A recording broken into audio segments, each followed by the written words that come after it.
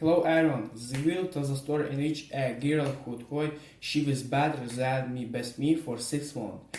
But my mother, I condemned her and her mother. Yes, an amazing story. European in the comments, enjoy your waving. A girl who thought she was better than me bullied me for half a year, but my mother and I sued her and her mom. Hi, everyone. I am Sarah, a 16-year-old junior in high school. I never thought I'd be sharing my story on here, but I need advice on what to do. It all started at the beginning of this school year. I've always been a bit of an introvert, preferring books over parties and close friends over large crowds. I've been okay with that. But this year, things took a turn for the worse. Our school has always had a bit of a clique problem. There's the popular group, led by Jessica, who's pretty much the queen bee. She's gorgeous, wealthy, and everyone either wants to be her or be friends with her. I've always stayed out of her way, but somehow I ended up on her radar. It all started when I was assigned to work on a group project with Jessica and her friends, Megan and Emily, for our history class. I was nervous but determined to do my part. From the very beginning, it was clear they didn't want me there. They would roll their eyes when I spoke and ignore my suggestions. I tried my best to contribute, but they always found a way to shut me down. One day, after school, I was in the library finishing up my part of the project. Jessica, Megan, and Emily walked in, laughing about something. They saw me and, of course, made a beeline for my table.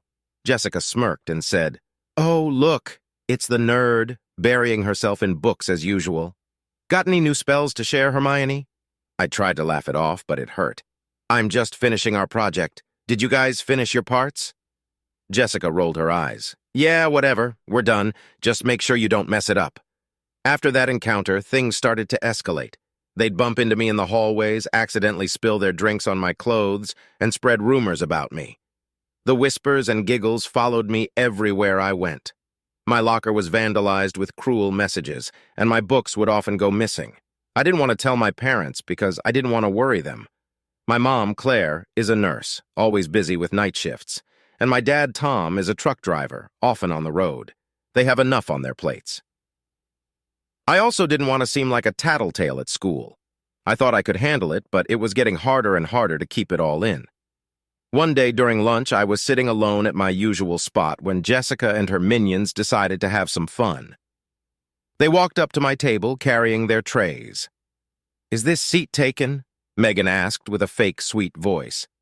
No," I stammered, hoping they would just go away. They sat down, surrounding me. Jessica looked at my lunch and wrinkled her nose. "What's that supposed to be? Are you on some kind of poverty diet?" I felt my face turn red. "It's just a sandwich," I muttered.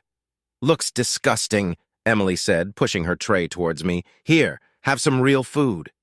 She dumped her uneaten spaghetti onto my tray, and they all burst out laughing.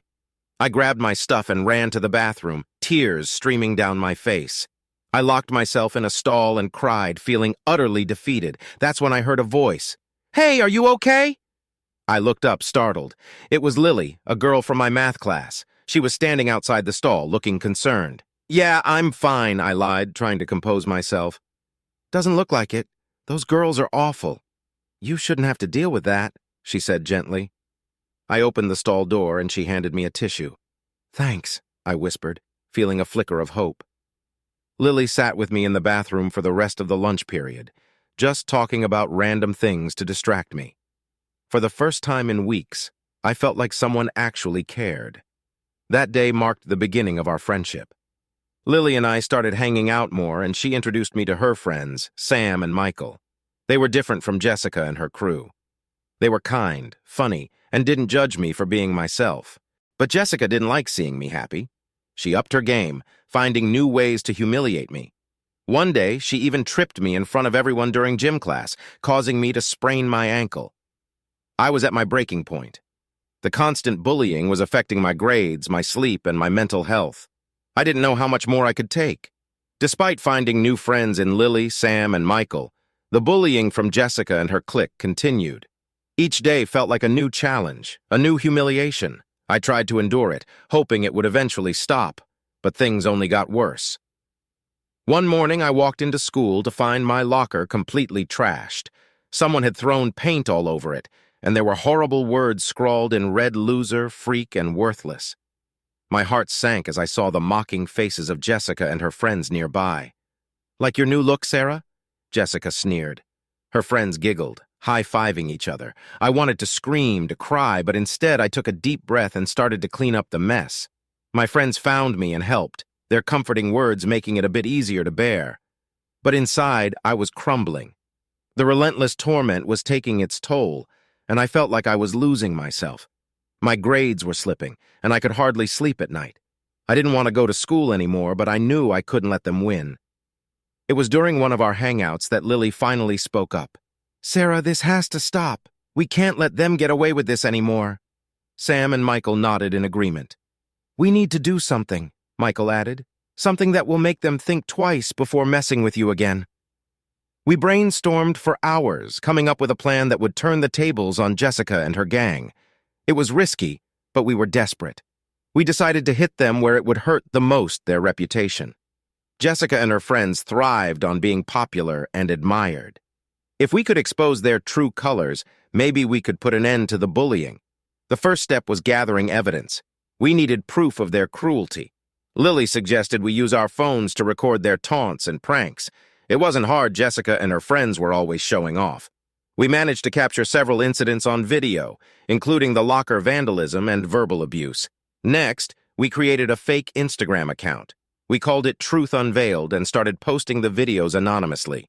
We knew it would spread like wildfire in our school. The posts showed Jessica and her clique in their true nasty light. We made sure to time the posts perfectly, dropping a new video every day. It didn't take long for the account to gain attention. The students were shocked, and whispers filled the hallways. People who had admired Jessica were now avoiding her, disgusted by her behavior. But we didn't stop there. We needed to make a more direct impact. We planned a special event at school, an anti-bullying assembly. With the help of a sympathetic teacher, we managed to get it approved. The entire school was required to attend. The day of the assembly arrived, and the auditorium was packed. Jessica and her friends sat smugly in the front row, unaware of what was about to happen. I was nervous, but my friends stood by me, giving me the courage I needed. As the assembly began, the principal gave a speech about the importance of kindness and respect. Then, it was our turn. We walked up to the stage, and I took a deep breath, my heart pounding. "Good morning, everyone," I began, my voice shaking slightly. "Today, we want to talk about something very important: bullying. Many of you might not know this, but I've been a victim of bullying for months." There were gasps from the audience. Jessica's face turned pale. She exchanged nervous glances with her friends as I continued. "We've created a short video to show you what I've been through." I signaled to Michael, who started the video. The room fell silent as the video played, showing clip after clip of Jessica and her friends tormenting me. The audience watched in shock as the evidence unfolded before their eyes. By the time the video ended, there wasn't a sound in the auditorium. I took a deep breath and looked out at the crowd. This is what I've been dealing with. And I know I'm not the only one. Bullying needs to stop, and it starts with us standing up and speaking out. The principal stepped back onto the stage, looking furious. "Thank you, Sarah, for your bravery. We will be dealing with this matter immediately." Jessica and her friends were escorted out of the auditorium by the teachers, their faces red with shame. For the first time in a long while, I felt a sense of relief. The bullying might not be over completely, but it was a step towards reclaiming my life. My friends hugged me tightly, and I knew I wasn't alone anymore. We had taken a stand, and that made all the difference. The days following the assembly were a whirlwind. News spread quickly that Jessica, Megan, and Emily had been expelled from school. For the first time in months, I felt like I could breathe again. However, our victory was short-lived. One afternoon, as I was sitting in the living room with my mom, Claire, we received a phone call from the school principal, Mr. Thompson. "Mrs. Johnson, we need to inform you that Jessica's mother, Mrs. Evans, has filed a lawsuit against the school and Sarah. She's claiming that the expulsion was unjust and that Sarah orchestrated the entire situation," Mr. Thompson said, his voice heavy with concern. My mom's face turned pale as she listened. "This is absurd! Sarah has been the victim here," she argued. "I understand, Mrs. Johnson." But Mrs. Evans has presented evidence that she claims proves Sarah instigated the bullying and manipulated the videos. We need to prepare for a legal battle, Mr. Thompson explained. After hanging up, my mom looked at me with a mixture of anger and determination. We're going to fight this, Sarah. I'll hire the best lawyer we can find. True to her word, my mom contacted Mr. Williams, a reputable lawyer known for handling school-related cases. He met with us the next day, and we began to prepare for what would be a long and grueling court case. The first day of the trial was nerve-wracking. The courtroom was filled with students, parents, and teachers who had come to witness the proceedings. The atmosphere was tense as both sides presented their arguments. Mrs. Evans, Jessica's mother, was the first to take the stand. She confidently presented her case, claiming that the expulsion was based on manipulated evidence. She argued that the videos were edited to make Jessica and her friends look like the aggressors, while in reality, Sarah had been provoking them for months. She even presented a few doctored videos that supposedly showed me taunting and bullying Jessica and her friends. It was clear that these were heavily edited, but they planted seeds of doubt in the minds of the jury. Next, it was my turn to testify. With Mr. Williams by my side, I recounted the months of torment I had endured. I explained how the videos we posted on Truth Unveiled were genuine and unedited, showing the true nature of Jessica and her friends' actions. Lily, Sam, and Michael also testified, supporting my story and describing the countless incidents of bullying they had witnessed. They were my rock throughout this ordeal, and their testimonies were crucial in establishing the truth. However, the defense was relentless. They cross-examined each of us, trying to poke holes in our stories and discredit our evidence. It was emotionally draining, and there were moments when I felt like giving up. Mrs. Evans had hired a skilled lawyer, Mr. Gray, who was known for his aggressive tactics. He grilled us on the stand, attempting to twist our words and make us appear unreliable. "You claim that Jessica and her friends vandalized your locker, correct?" Mr. Gray asked me. "Yes," I replied, my voice steady. "Do you have any proof that it was them? Any witnesses?" he pressed. "No, but I saw them nearby, laughing," I said. Mr. Gray smirked. "So you have no concrete evidence, just assumptions." I felt a knot in my stomach, but Mr. Williams quickly objected.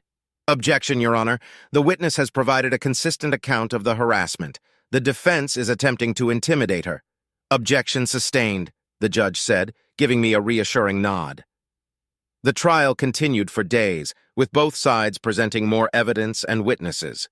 The tension in the courtroom was palpable, and the media had started covering the case, making it even more stressful. One of the turning points came when Mr. Williams presented a forensic analysis of the videos Jessica's mother had submitted. The expert testified that the videos had indeed been manipulated, highlighting discrepancies and editing marks that were invisible to the naked eye. "This analysis clearly shows that the evidence presented by the defense has been tampered with," Mr. Williams said.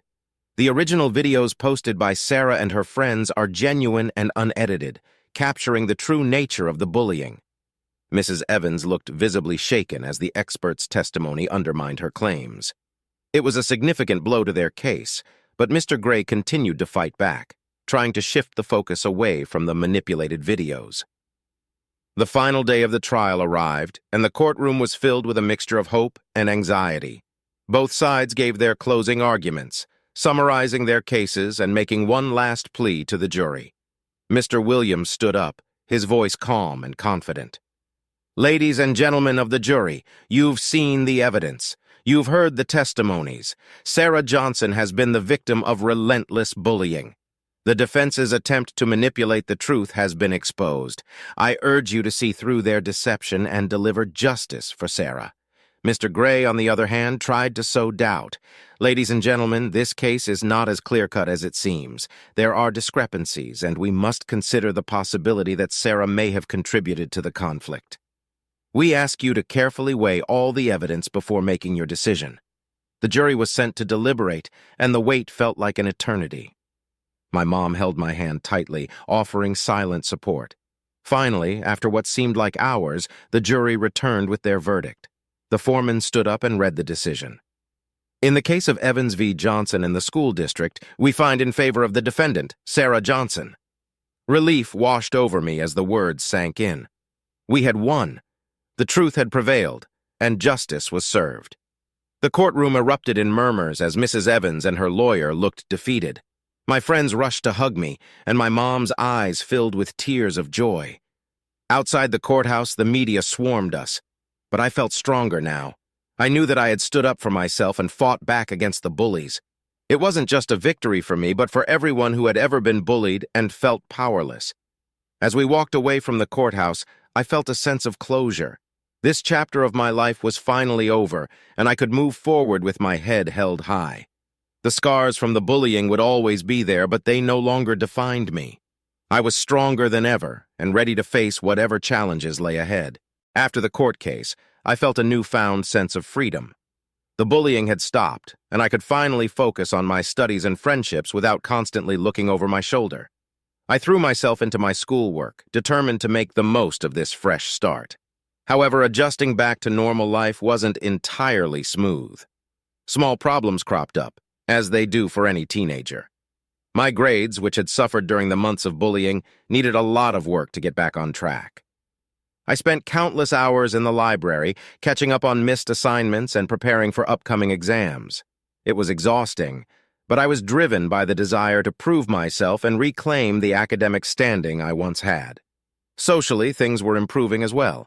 My friends Lily, Sam, and Michael were always there to support me, and I started making new friends too.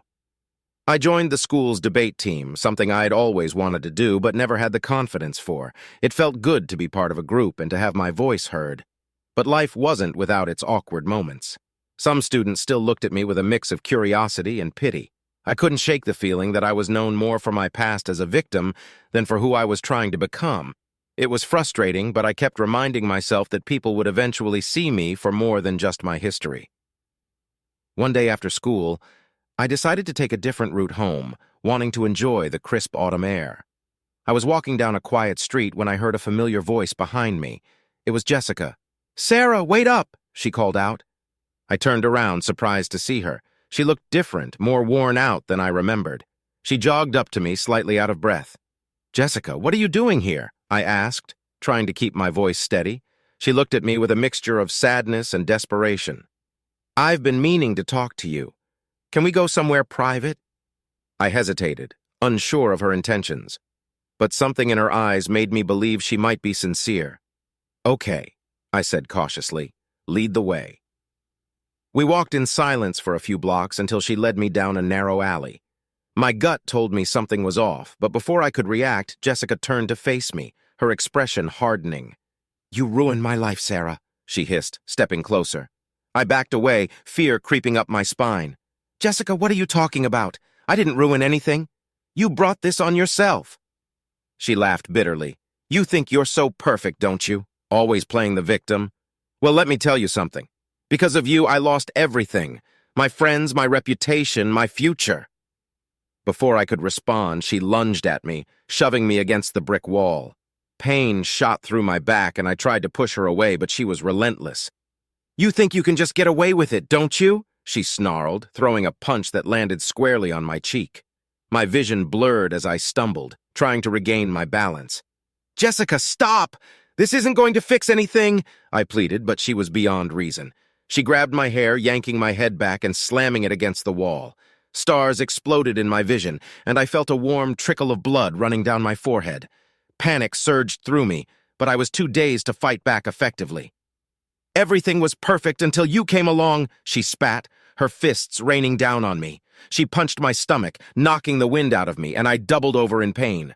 "You don't understand what it's like to lose everything," she screamed, kicking me in the ribs. I crumpled to the ground, curling into a ball to protect myself from her relentless assault. "Jessica, please," I whimpered, tears mixing with the blood on my face. "This won't change anything. It'll only make things worse." She kicked me again, harder this time, and I cried out in agony.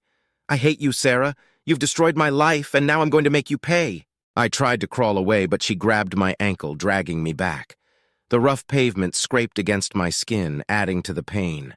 She knelt beside me, her face twisted with rage. "You think you're so brave, don't you?" she whispered, her voice dripping with venom. "You think you can just walk away from everything you've done?" Her fist connected with my jaw, and I felt a sickening crack. Pain radiated through my face, and I tasted blood in my mouth. I was too weak to fight back, my body trembling from the relentless beating. "Jessica, please," I managed to choke out, barely able to speak. "I never wanted this. I just wanted the bullying to stop." She paused, her fist raised for another blow. For a moment, I saw a flicker of doubt in her eyes. But then her expression hardened again, and she delivered another punch, this time to my ribs.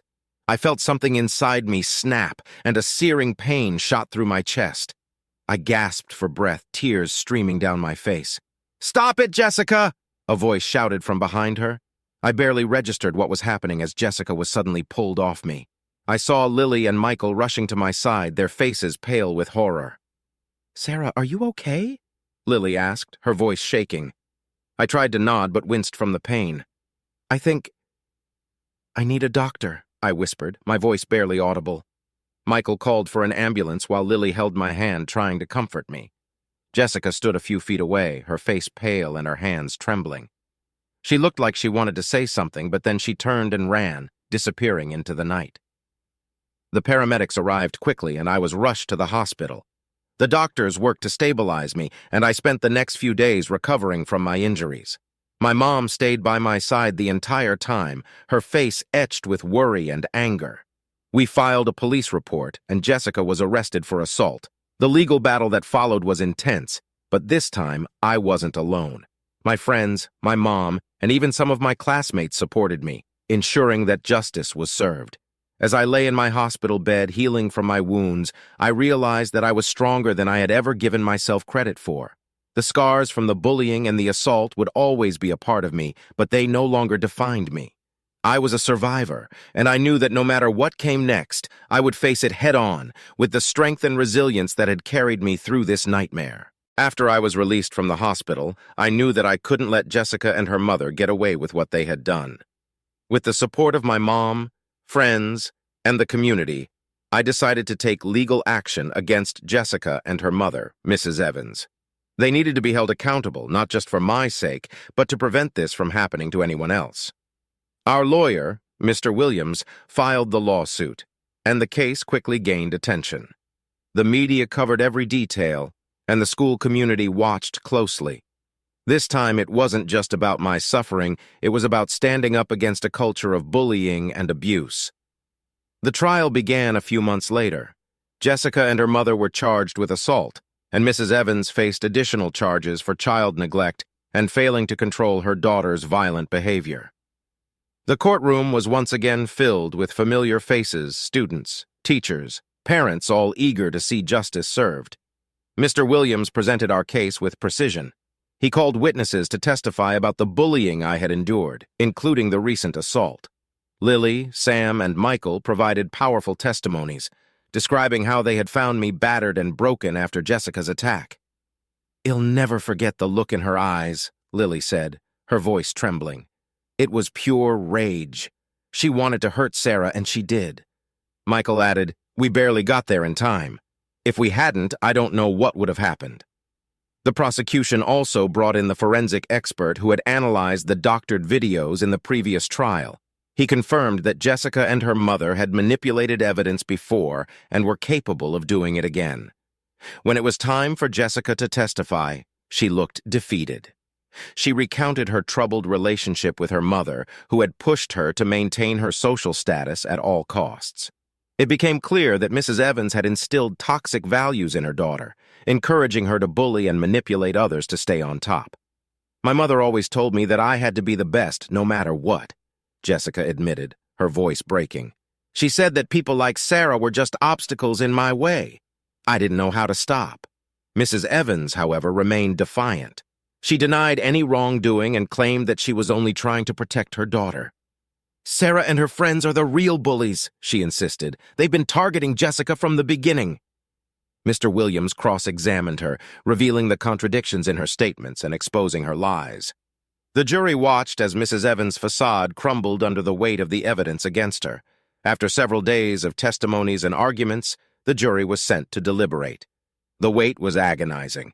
I sat with my mom, holding her hand tightly, my heart pounding in my chest. Finally, the jury returned with their verdict. The foreman stood up and read the decision. In the case of Johnson v. Evans, we find the defendants guilty on all charges. Relief washed over me as the courtroom erupted in murmurs. Mrs. Evans and Jessica were visibly shaken. The judge then delivered the sentences. Mrs. Evans was sentenced to 5 years in prison for child neglect and conspiracy to commit assault. Jessica, being a minor, was sentenced to a juvenile detention center until she turned 18, followed by mandatory therapy and community service. As the sentences were read, Mrs. Evans broke down, pleading for leniency, but the judge remained firm. Your actions have caused irreparable harm, not just to Sarah, but to your own daughter. It's time for you to face the consequences. Jessica looked at me with tears in her eyes. I'm sorry, Sarah. I'm really sorry. I nodded, feeling a mixture of sorrow and relief. I hope you can change, Jessica. I really do. With the trial over, I felt a sense of closure. It had been a long, painful journey, but justice had been served. The experience had changed me, made me stronger, and shown me the power of standing up for what's right. In the following months, life slowly returned to normal. I focused on my studies, my friendships, and my future. The community rallied around me, and I felt more supported than ever. I continued to participate in the debate team and even started volunteering at a local youth center, helping other kids who had been bullied. The scars from the past would always be there, but they no longer defined me. I had faced my demons and come out stronger. And as I walked through the halls of my school, I held my head high, knowing that I had made a difference. My story had a ripple effect, inspiring others to speak out against bullying and stand up for themselves. The school implemented new anti-bullying policies, ensuring a safer environment for everyone. It wasn't just my victory, it was a victory for all of us who had ever felt powerless. As I looked toward the future, I felt hopeful. I knew that challenges would come, but I also knew that I had the strength to overcome them. I had faced the darkness and emerged into the light, ready to embrace whatever came next. Hello, it's really amazing story. What do you think? Write comment, put like, subscribe to channel on Instagram and Discord. Good luck!